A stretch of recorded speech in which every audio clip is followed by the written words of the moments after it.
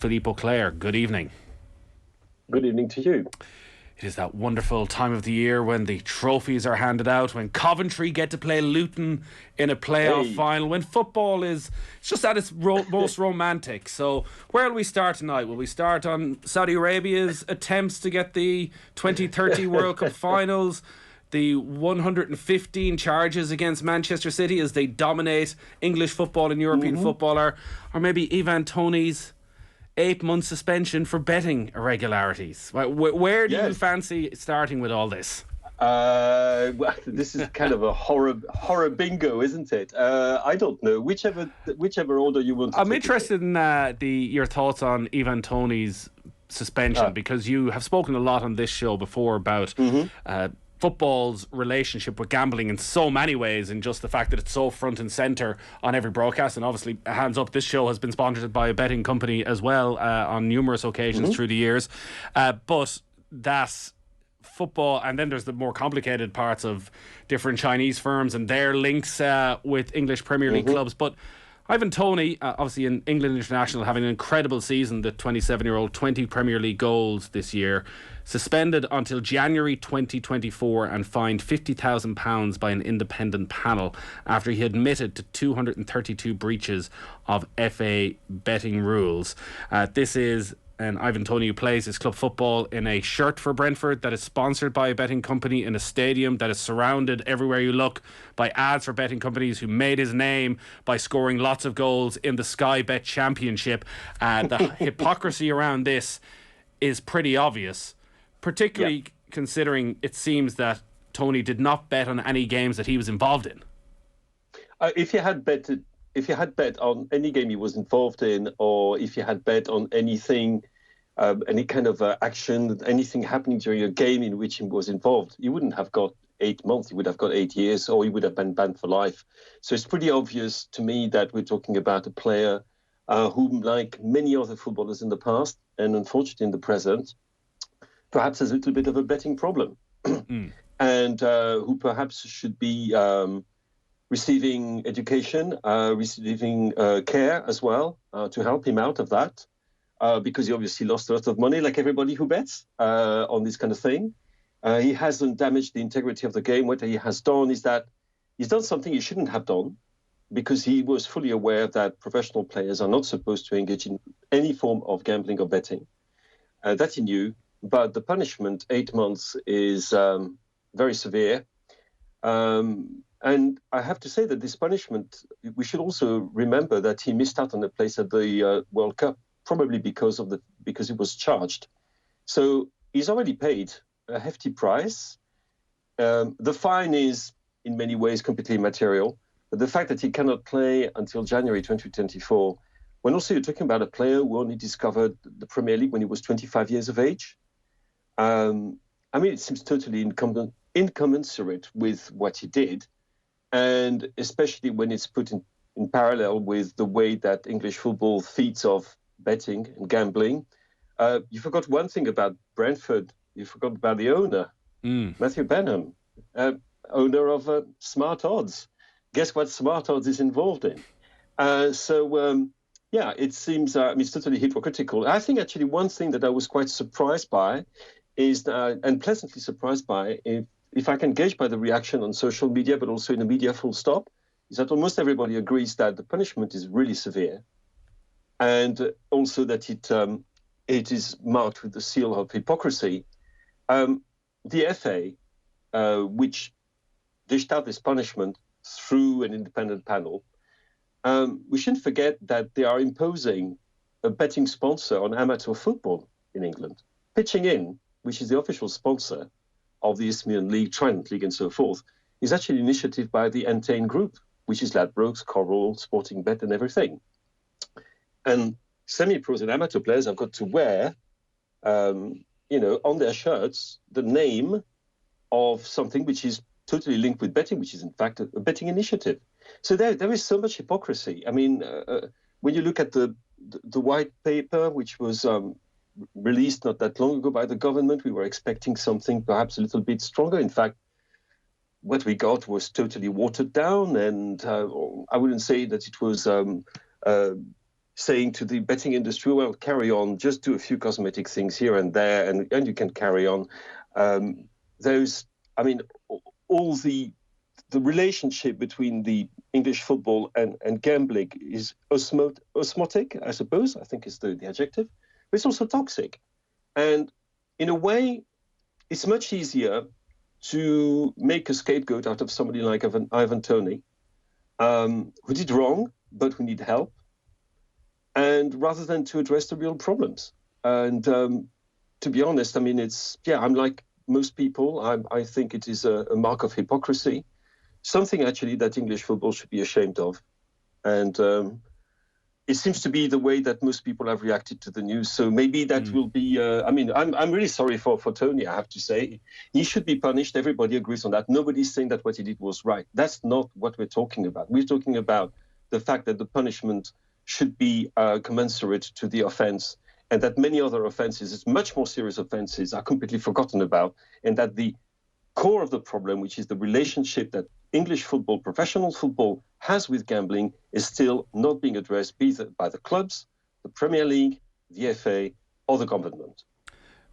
And I think you're dead right that everyone would agree if Ivan Toney had been betting on games that he was involved in, you would want the harshest possible penalty. But this is a very different scenario, and it does feel as though this must be the tip of the iceberg for English football. So here in Ireland, we have covered countless times amateur GAA players who've had problems with gambling, and in a similar scenario with footballers, it's become a very professional sport. They don't go out for a drink anymore. They don't smoke anymore.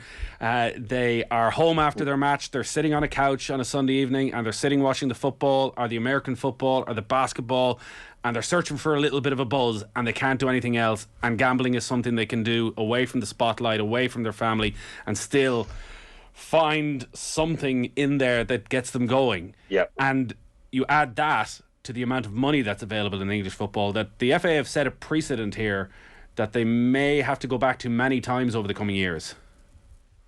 Possibly. He's been found out. I don't know exactly how. I mean, it's really an open secret that a number of players are still gambling heavily. There's nothing easier these days. You don't even need to go to the bookie where people could recognize you. All you need is a smartphone. That's easy as that. You can also use friends to do it for you, which is a thing that some problem gamblers do to circumvent, the restrictions which are placed on their gambling. And also, I mean, he's not alone in that. There are plenty of examples. Of course, we're not going to give names, but they're well known within the microcosm that there are some players who have a gambling problem. It's not just in England, by the way. There is another league. I'm not going to give names again, but precisely at the moment, there is a similar thing which is happening in the top European league with one star player of a biggish club who is involved in a gambling thing, shall we say. And everybody is walking on eggshells because we know that the player in question is somebody who has a serious problem. We've all heard, people like Paul Merson or Ray Parlour or John Hartson talk about their huge problems with their gambling addiction. I mean, who are we to think that this addiction has gone away? It has not. It's there all of the time. So an 8-month ban for Ivan Toney for breaching gambling regulations. Manchester City charged with 115 different charges. So yes. When they eventually get round to this, in about 4 years' time, is there any sense of a timeline around this yet? Well, we had the news today that, in fact, they had decided to fight every single of the of the charges, and some of the grounds on which they're fighting it are actually they're almost funny. Like one of the cases who has been chosen to preside over the case is an Arsenal fan, and as far as they're concerned, that's something which invalidates his judgment. Okay, perhaps. Does it invalidate his judgment because he's an Arsenal fan, or? You're asking me. Yeah. And at the same time, they say they've got irrefutable evidence that there's no wrongdoing. But the extraordinary thing is that we've never seen this irrefutable evidence. If it exists, just put it out in the open, and I think everybody will say, well, we're terribly sorry. The evidence was indeed irrefutable, so therefore you don't have anything to worry about. No, I think we're talking, at the beginning, there was a lot of pressure from a number of Premier League clubs to get this dealt with as quickly as possible. At the time, when the charges were made public, some clubs actually were in favor of the process to be sped up enough for any sanction, if any is taken, to be taken during the summer, so that it would be applicable for the next season. That's totally out of the picture, out of the question now. According to people who are familiar with this kind of processes, we're now looking at 2 to 4 years. That's a long time. Right. A lot of water will have flown under the bridge before we actually get anywhere. And don't forget that if a decision is taken, it can still go to the Court of Appeal, and apparently Manchester City and their huge team of lawyers, because they've spent a lot of money on players, but they've also spent a lot of money on lawyers, are willing to take that to the Supreme Court. So it's like kicking the ball further and further and further afield, and who knows what the situation will be like in 3, 4, 5 years' time. Well, these charges already relate back to 2018, so if you were to add another 4 or 5 years from here, you'll be heading towards a decade, and it's a very easy separation for Manchester City to say this was a different time, even if they were to ultimately be found guilty here, and it'll be a different set of players at the club, probably a different manager by then. Yes, indeed. How does this affect how you watch a game last night? A performance that we've mentioned several times tonight has been described as maybe the best performance ever by an English team in European football. Can you sit back and watch Bernardo Silva's performance in the first 45 minutes and get a joy from that? Joy, I don't know. I think I'm like many people. I'm not conflicted. I just experience it in a very strange way. In as much as I'm able to admire what is being done, and to admire the ferocity of the pressing, in particular in midfield. To admire what Bernardo Silva, who is a player, by the way, that I've always loved when he was at Monaco. He was probably my favorite player of that great Monaco team. Or look at the way Jack Grealish has evolved and is now much more efficient. Admire Kevin De Bruyne, who is probably the best midfielder. Arguably the best midfielder we've seen, this century in English football. You can admire all of that, but you can also admire in a detached way. So that I think that I can certainly look at it and think, my goodness, this is astonishing mastery of the pitch. This is astonishing mastery of space, of speed, but it leaves me cold because of all the rest. So it's a bit like going to a great restaurant and being served this absolutely amazingly beautiful food and actually thinking, wow, this is really something else, and actually not really enjoying it because what you're looking for is something completely different, perhaps a bit simpler, and perhaps which finds a shorter way and a simpler way to your heart and to your emotions. There's absolutely no emotion involved in crushing people time after time after time again. Or if there is one, I would really, I think that people who enjoy that, I think they do have a psychological problem. When there is no jeopardy, your pleasure is diminished. But I think Jonathan Wilson has talked about that, compared the treble that Manchester City might well realize with that of Manchester United in 1999. And I'm not a Manchester United fan, but the 1999 treble is absolutely unique, is that in that every single competition there was jeopardy. It was not just the final in Barcelona against Bayern Munich.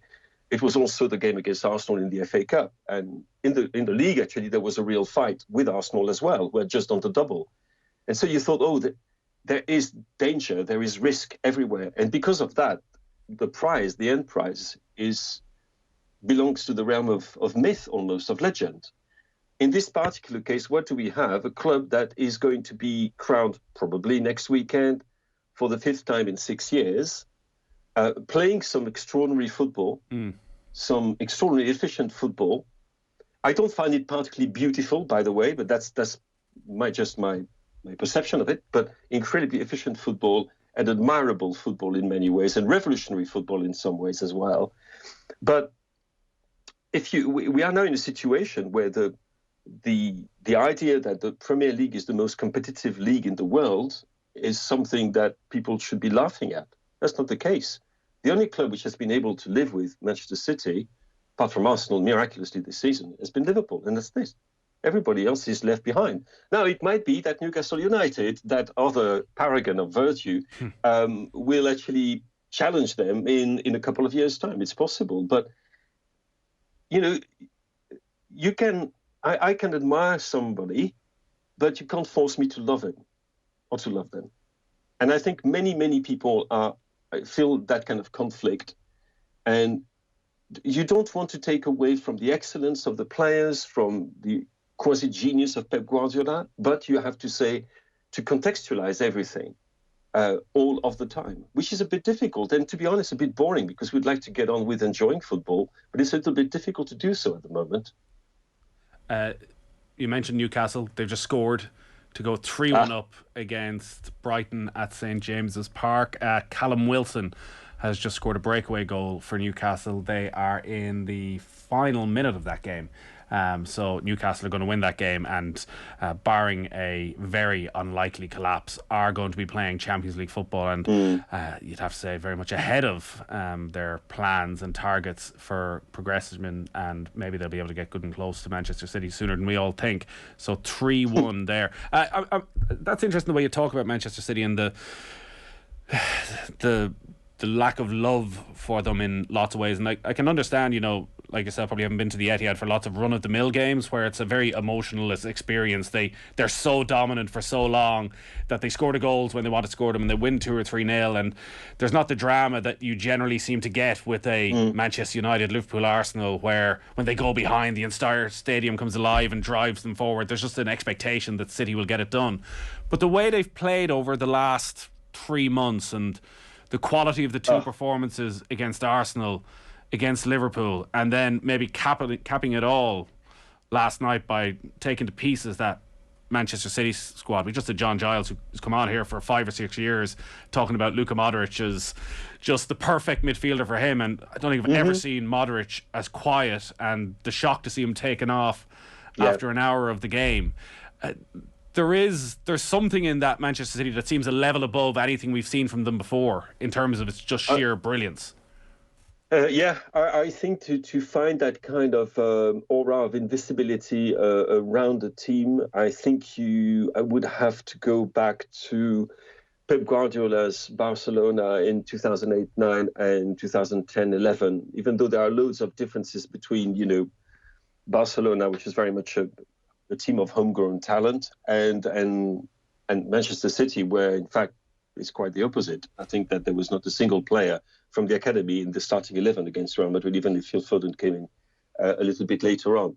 But in terms of the mastery, yes, it is absolutely phenomenal. It's got to the point that you wonder, how can they be possibly beaten by anybody? Because it's not that they've got the solutions to everything. It's also their physical dominance is something that astonishes me. I've rarely seen a team, and I know Real Madrid is creaking at the joints a little bit. A few players are getting on, that is true. But I can't remember a team imposing itself physically as well as tactically and technically on another like they did at this level of the competition in the first 45 minutes last night. It was absolutely awesome. And yes, it is quite unique. I mean, you're trying to think of the big sides in the near past, you know, like Bayern Munich has been terrific, but never has exuded the same aura as this incredible machine, this war machine that crushes everything on its path, and which has got, you know, astonishing resources as well. Because, you know, let's take Bernardo Silva off, here's Riyad Mahrez. Let's take Jack Grealish off, here's Phil Foden, and you can carry on like that.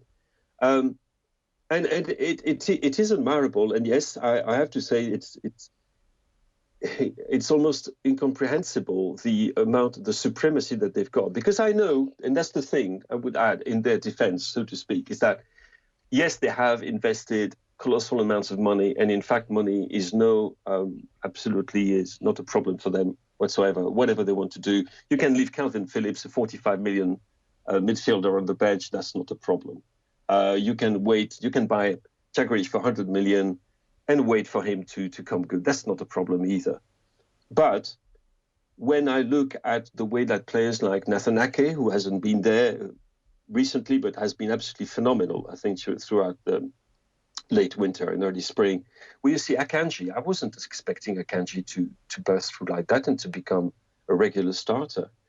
When you see the transformation of Grealish as well, you have to realize, well, it's not all about the money. And we have to say and admit that it's not all about the money, but it is also about the money. So again, we're caught in this weird situation, because the more successful they are, the more this question is going to be asked. If it was a team that had showed signs of fallibility, I think we'd have more time for it. I think the one thing that we cannot quite forgive Manchester City is the fact that they're too good. And if they were a little bit worse or not as good, perhaps we would have more time for them, because it would be more human. Which is why, for example, when Liverpool was winning everything and Liverpool was on the edge of a quadruple last year, we should remember that. It was not that long ago. I think most people were really enthused by that. All the neutrals were enthused by that. I think, wow, this is something exceptional, extraordinary. Bravo, well done. This time, nothing. Remember when City did the treble, which is FA Cup, League, and League Cup, and nobody talked about it. Remember how Pep Guardiola was annoyed about it, that people were, and he was saying, well, it's because it's normal. It's you. It's normal. I mean, if you look, in many ways, what Gary O'Neill has done with Bournemouth is more interesting than what you've done with Manchester City. You know, I exaggerate. I'd like you to put that to him in a press conference. But you know what? He's somebody who, you know, he's a great manager. And he's somebody who might say, you know what? Maybe you're right. Because what matters is what you do with what has been put at your disposal, which is why he's talked about Marcelo Bielsa the way he's talked about Marcelo Bielsa, because of what Bielsa has done with very limited means. And there are others, Silva has done a fantastic thing when he's talked about Thomas Frank, when he's talked about De Zerbi. And there are loads of managers and clubs, and I'm sure he would give a very positive comments about. It's just that he lives in a different sphere, a different world, and a world in which there's only one thing: victory. And you're quite right when you were talking about at the Etihad Stadium. It's a very strange atmosphere there when you go there on a normal day. In fact, there is no atmosphere. It's very odd. It's just, expectation of seeing something which is totally ordinary and totally extraordinary at the same time. That doesn't make for a good mix for football. Football is much better when it is chaos, and we like chaos. And we certainly didn't get it last night. Oh, we got it in the Madrid defence. Yeah, we certainly did. And midfield. Getting some of the Brighton defence at the moment. It's now Newcastle 4, Brighton 1. Oof. Bruno Guimaraes has scored as well in injury time. They're into 8 minutes of injury time there. Callum Wilson just missed another chance to make it 5-1, but Newcastle totally in control there. So Liverpool, if they are to qualify for the Champions League, will be relying on a major collapse by Manchester United over the next 10 days or so. Just before we let you go, Phillippe, I guess one of the way sports washing works is that we all get just so burnt out from talking about certain things, and I think we're all sick of talking about Qatar at this stage to start thinking about 2030 and Saudi Arabia and what that will mean. Yeah. It all feels a little bit soon, but you've been writing about this, and obviously for Saudi Arabia it's not too soon to be thinking about this and the ways they're working in the backgrounds to potentially host what will be the centenary World Cup, and the opposition to them is interesting. So Uruguay, organisers, winners of the first ever World Cup, are in with Argentina, Paraguay and Chile, which from a climate change point of view, I'd say by 2030 we might all have question marks about. The other one is Spain, Portugal, Morocco, and Saudi Arabia. Nice. They're not going in by themselves though. They're going in with Greece and Egypt. So we are probably about 2 years away from an announcement. What sort of politicking is going on in the background? 18 months thereabouts, September 2024, we should know. What's happening at the moment is that they're working in the background by signing all sorts of cooperation agreements, memorandums of understanding with a number of national federations everywhere. They signed a number in Asia, which is their confederation. In Africa, they've signed a memorandum of agreement with Croatia during the World Cup, which might surprise a few people. They've also signed a memorandum of agreement, which really surprised me, with Ecuador, knowing that there is such a strong South American bid. Now, those memorandums don't mean that these countries are going to vote for Saudi Arabia when the vote happens in September 2024. But it means that they will certainly they will be encouraged to do so, because what happens is that as part of these agreements, Saudi Arabia, for example, organizes friendlies, invites teams to training camps, invites officials for seminars, conferences, and so forth, and foots the bill all the time. So obviously, you have to show your gratitude at some point. And what happened just a few days ago was I was going to say cataclysmic, but yes, cataclysmic, is that Saudi Arabia signed one of those memorandums of understanding, with the African Confederation. The African Confederation is 54 countries, 54 votes out of 211 at the FIFA Congress. And also, I have got good reason to believe that Saudi Arabia is going to help prop up financially the African Super League and probably get hold of the broadcasting rights for the new competition that is so dear to Gianni Infantino and the African Confederation President, Mr. Motsepe. So it looks very much like they're doing a lot of progress in the background. This is not something which is on the front pages. It's not all about Ronaldo going to a Saudi club, Lionel Messi being the ambassador for Saudi tourism, or buying Newcastle and perhaps other clubs as well. It's also in the background talking to the people who matter, the people who will tick the boxes when the time comes to choose the host of the 2030 World Cup. Well, this is the Sepp Blatter trick, isn't it, of how they get to power. You go after the countries that have been ignored by the West, yes, by the Western media, by Western football, and you go and you offer them what they need, and you get their backing, and you get the World Cup. The fact that they've got, it looks like potentially the African votes, and that Morocco are in with Spain and Portugal. How does that work? That possibly is the one thing that might create a problem. Morocco is very, very influential within African Confederation, CAF. But on the other hand, they cannot be acting completely alone. If there is a swell of support for Saudi Arabia within Africa, the Moroccans might use that as leverage, shall we say, to get something else. Because it's all about, the choice won't be about where would be the best place to have the World Cup. It's not going to be about that. It's going to be about politics. So we all know that. And the fact, for example, that it's they would co-organize this with Egypt and Greece is because it's coming too soon after Qatar. You know, they've got the principle of rotation of confederation. You cannot have the tournament in the same confederation too often. So you associate yourself with Egypt, which is Africa, and with Greece, which is Europe. So you're saying, well, we are a multi-continental, bid. So it doesn't really matter that Qatar had it in 2022. Forget about that. So the Moroccans could actually create a little bit of a problem, and certainly some. But again, you shouldn't think that the Moroccans, who are so powerful in CAF, are necessarily as popular as they are with other African nations. So it might cost a few votes here, a few votes there. But at the moment, they look like they are on the way to secure solid support in Asia and solid support in Africa. And there's still plenty of people to convince elsewhere on the planet. And I was going to say I wouldn't bet against them. Maybe I shouldn't use that word after what we've been talking about. But I wouldn't be surprised if they got there in the end in 2030.